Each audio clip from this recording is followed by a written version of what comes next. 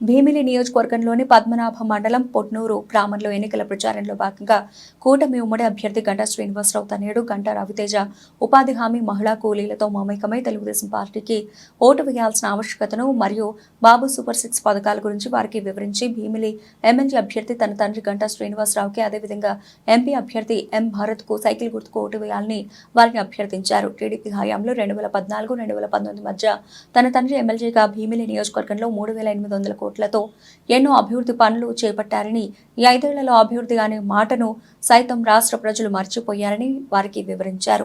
అవకాశం కూడా మనకు ఆ రోజు కలిగింది. మరి 5 సంవత్సరాలు కూడా 2014 నుంచి 19 దాకా గ్రామాల్లో అభివృద్ధి ఎలా చేసుకున్నాం, ముఖ్యంగా భీమిలి నియోజకవర్గంలో అభివృద్ధి అనేది ఏంటో ఆ రోజు అందరూ కూడా చేసి చూపించాం. 3,800 కోట్ల రూపాయలతోటి ప్రతి గ్రామంలో కూడా ఏదో ఒక కార్యక్రమం మనం చేసుకోవడం జరిగింది.